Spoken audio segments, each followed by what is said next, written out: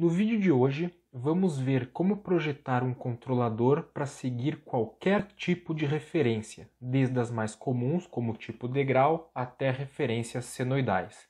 Isso depois da vinheta.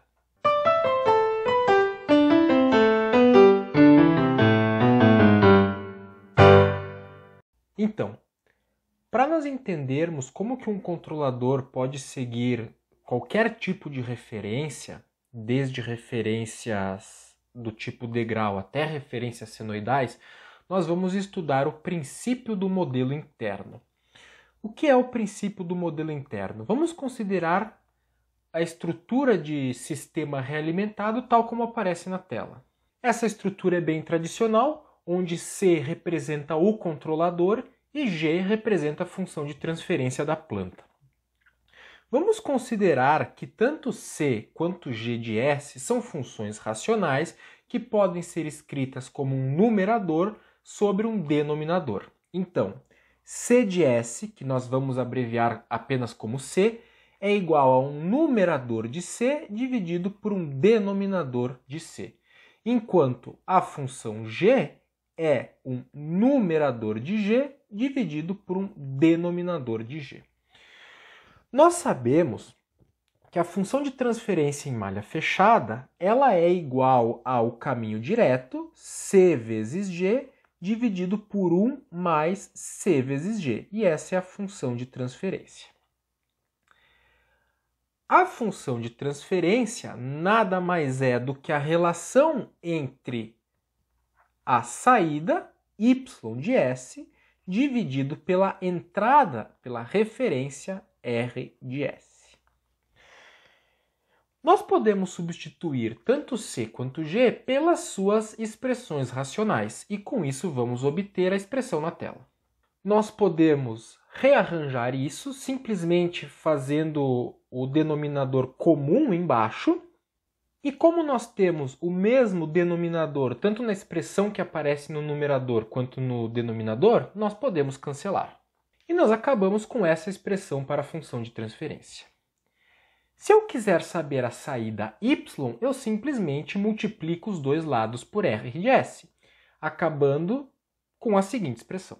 Nosso próximo interesse estará em calcular o erro. O erro é o sinal que aparece aqui, e ele é definido como R de t subtraído de y de t. Trabalhando essa expressão no domínio S, nós vamos ter que o erro ele é igual a R, que multiplica 1 menos aquela expressão que apareceu antes na função de transferência.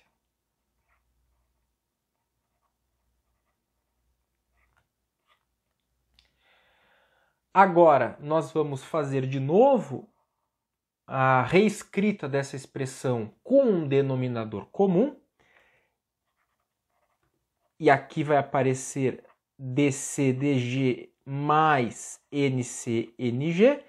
Note que aparecem termos opostos que se cancelam.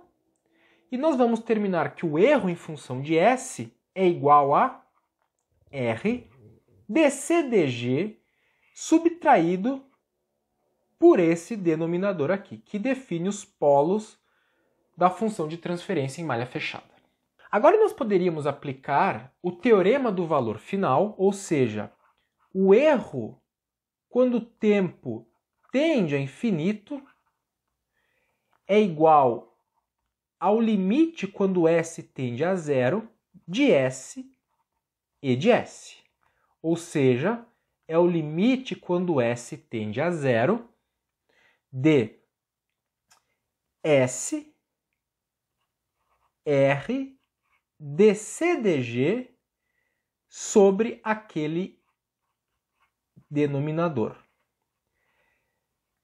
Um pequeno parênteses é o seguinte, tem que lembrar que para poder aplicar o teorema do valor final, esse denominador tem que ser estável, essa expressão tem que ser estável, ou seja, as raízes do denominador têm que estar no semiplano esquerdo, senão não tem jogo com o teorema do valor final. Mas nós vamos assumir sempre que o controlador está projetado de forma que os polos em malha fechada estejam contidos no semiplano esquerdo, ou seja, o sistema é estável.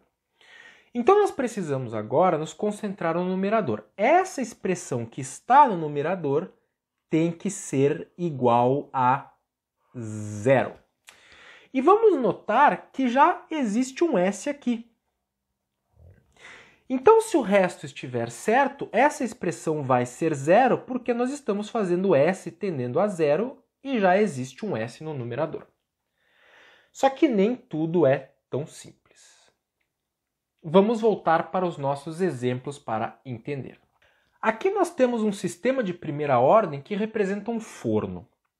Nós notamos que se nós colocamos um controlador do tipo proporcional e aplicamos um degrau unitário na referência, a saída do sistema não tende ao valor da referência. Nós poderíamos diminuir esse problema aumentando o ganho. Quanto maior o ganho, menor o erro em regime permanente. Nós poderíamos aumentar o ganho quanto quiséssemos até chegar numa referência, num valor de saída suficientemente próximo da referência. Só que quando nós olhamos a resposta desse forno para uma entrada do tipo rampa, ou seja, eu quero que a temperatura de saída siga uma rampa de referência, existe uma divergência na resposta, ou seja, o erro cresce cada vez mais. Como que podemos dar sentido a isso olhando para a nossa matemática?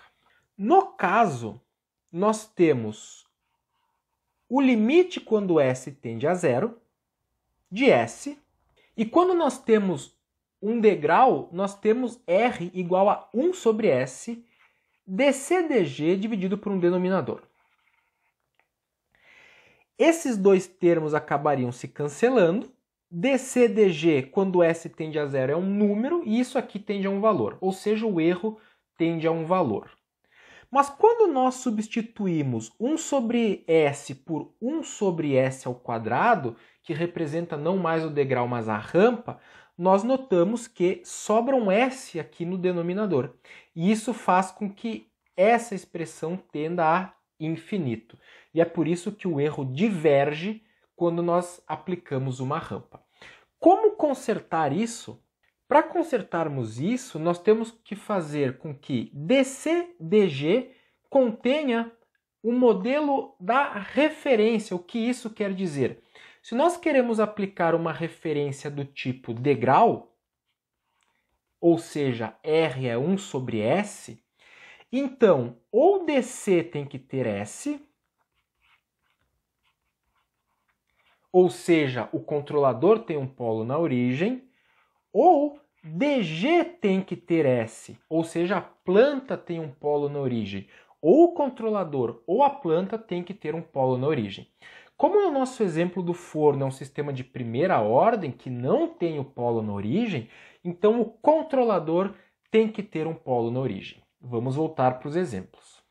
Então olha aqui, quando eu aplico um controlador cuja expressão é 24 sobre S, eu tenho um erro nulo em regime permanente para uma entrada do tipo degrau.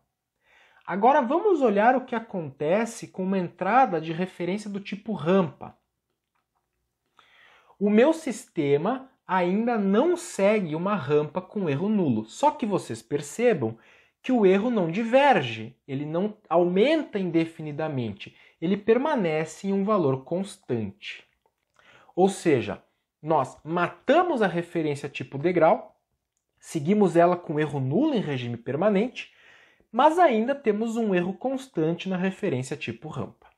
Se o nosso propósito com o projeto é seguir referência do tipo rampa para alguma aplicação específica em que você tem que ter uma rampa na temperatura, então nós precisamos reprojetar o controlador. E como fazemos isso? Vamos olhar lá a nossa expressão. Agora, como a nossa referência é 1 sobre S ao quadrado, nós precisamos que ou o controlador tenha 2 polos na origem, ou a planta tenha 2 polos na origem, ou ainda nós poderíamos ter a combinação em que o controlador tem um polo e a planta tem outro. Só que lembrando do nosso exemplo, a planta não tem polo na origem. Então é claro que nesse caso o controlador teria que ter os dois polos na origem.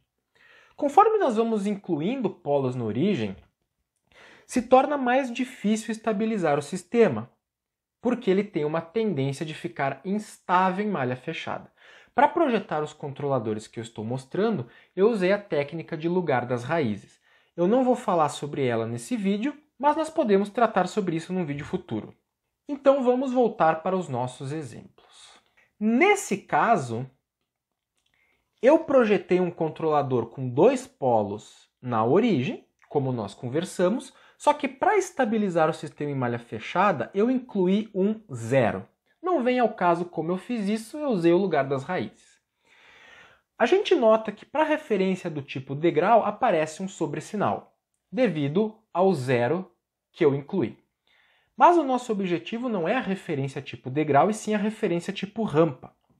E nós notamos que para referência tipo rampa, o sistema converge para erro nulo em regime permanente, tal como nós queríamos. Isso é muito similar ao tipo do sistema. Se estuda sistemas tipo 0, 1 e 2 e qual que é a relação entre eles para o segmento de referências tipo degrau, rampa e parábola. O tipo do sistema nada mais é do que um caso especial do princípio do modelo interno. Só que o tipo do sistema, ele só se aplica para essas referências do tipo degrau, rampa e parábola. O nosso próximo passo é projetar um sistema para seguir uma referência tipo senoidal. E não uma senoide pura, mas uma senoide que está deslocada, ou seja, ela é a soma de um degrau unitário com uma senoide. Note que o controlador que nós usamos no caso anterior não segue essa referência com erro nulo em regime permanente. Há um erro constante em regime. Como que podemos projetar um controlador para seguir esse tipo de referência? Vamos voltar para a nossa matemática. Vamos apagar isso aqui e analisar o caso que nós temos em mãos. Para uma referência do tipo senoidal, nós vamos ter aqui uma expressão que é s ao quadrado mais ômega ao quadrado, onde ômega é a frequência da senoide que estamos considerando como referência, e no caso da senoide, se eu não me engano, temos ômega s aqui em cima. Só que note que essa é a referência para uma senoide pura, mas nós ainda estamos somando um degrau unitário. Isso quer dizer que o nosso controlador ele vai ter que ter um polo na origem e polos complexos em mais j ômega e menos j ômega. É claro que continua valendo a relação que nós falamos antes. Ou o controlador tem esses polos, ou a planta tem esses polos, ou a combinação de controlador e planta tem esses polos. No caso, se a planta já tivesse um polo na origem, o controlador só teria que ter esses dois polos aqui. E vice-versa. Se por acaso a planta já contivesse polos puramente imaginários nessa frequência, o controlador teria que ter simplesmente o polo na origem. E ainda lembrando que existe o trabalho adicional de estabilizar esse conjunto controlador mais planta, ou seja, escolher uma estrutura e um ganho adequado. Vamos ver como que isso foi feito no nosso exemplo. No nosso exemplo, foi posto no controlador um polo na origem e polos imaginários na frequência da referência. Para estabilizar o sistema, eu incluí na estrutura do controlador um zero real e um par de zeros complexos conjugados.